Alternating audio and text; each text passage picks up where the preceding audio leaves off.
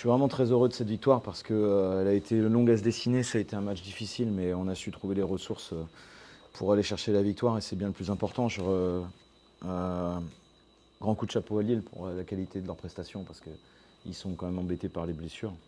Et ils avaient deux armes offensives qui leur manquaient ce soir. Et ça montre quand même la qualité de cette équipe qui, je pense, sera là jusqu'au bout et sera un sacré poison pour leur adversaire. Chapeau à eux. Nous concernant, évidemment, c'est très bien, très très bien de le gagner. Un grand merci au public parce que je pense que ce soir, si on n'a pas cet appui-là, on ne gagne pas le match. Et il a fallu vraiment que ça pousse. Je pense que le 3 sur 14 au lancer franc de Lille n'est pas étranger au, au bruit incroyable qui est mis lors des lancers francs adverses. Merci à eux.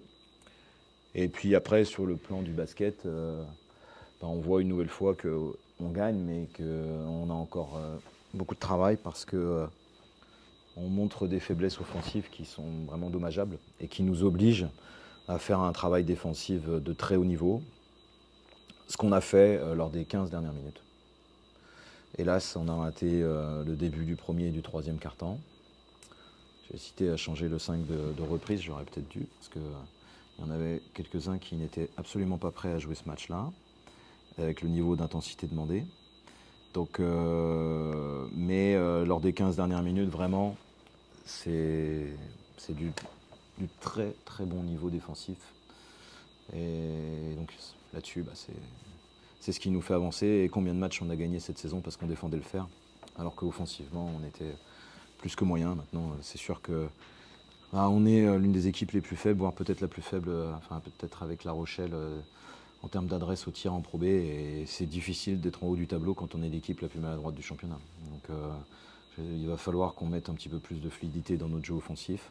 On a un match qui arrive dans 3 jours où on va être en grand danger par rapport à ça à Évreux. Et après, on verra si pendant la trêve, on peut améliorer notre jeu d'attaque parce qu'on en a besoin. On en a vraiment besoin pour pouvoir passer des soirées un petit peu plus tranquilles que ce soir.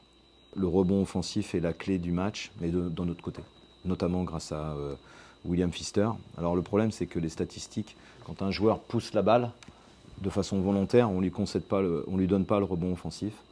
C'est pas très juste, je dirais, parce que ce soir, il est déterminant en fin de match en allant chercher quelques rebonds off. Donc voilà, ça fait partie de nos faiblesses. Après, il y avait quand même des clients en face. Lien a été sur une saison chez nous meilleur rebondeur de Pro B. Bastien Vautier, c'est un vrai chantier aussi. Donc voilà, ce qui est dommageable, c'est les quelques rebonds où nous, on est par terre.